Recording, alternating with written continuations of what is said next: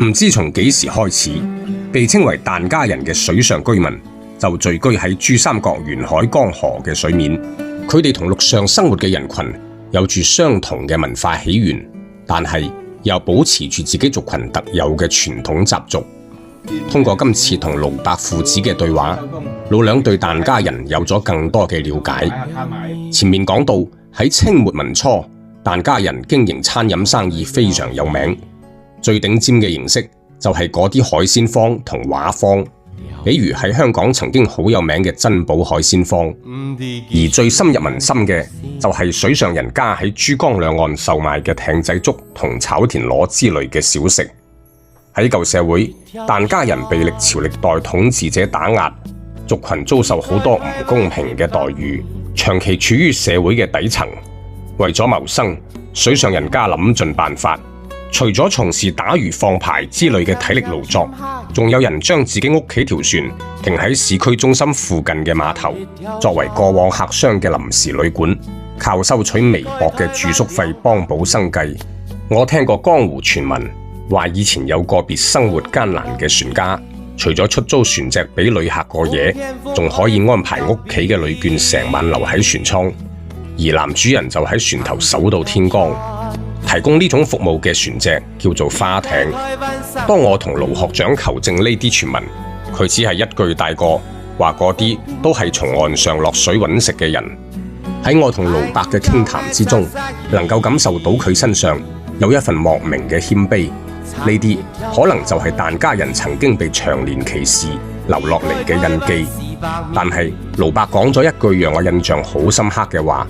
佢講疍家人非常感謝周恩來總理，因為總理當年倡導水上居民上岸定居，徹底改變咗佢哋族群嘅命運。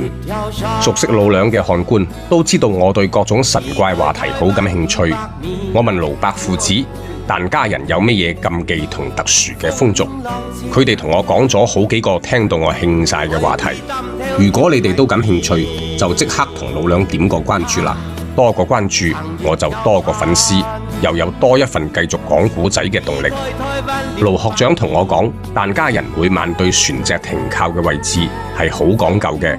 喺佢哋族群內部會流傳邊啲地方唔老禮嘅講法，比如喺廣州珠江某段河面，因為喺日本仔侵略嗰時喺附近屠殺咗好多中國人，屍體掉落嗰段河道，所以據講嗰處陰氣好重。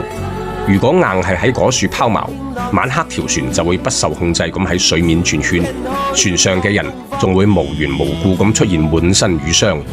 盧伯後生嗰時唔信邪，就試過一鑊，結果盧學長當晚就瀨晒嘢，第二日起身發覺自己周身傷痕。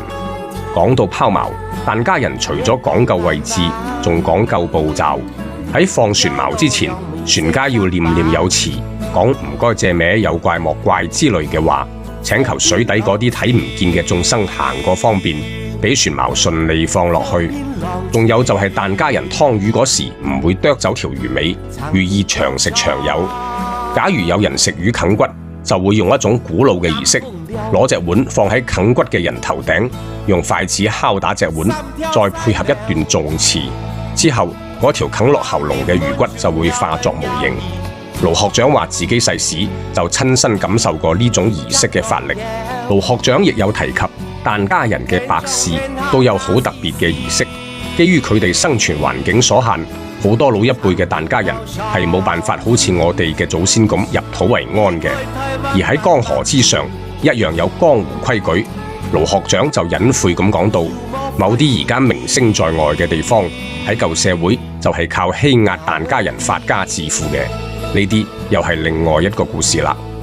特別感謝熱心網友慈姐嘅引薦，等我呢云可以結識水上人家盧伯，可以結交多一位陪政校友盧太瑜學長。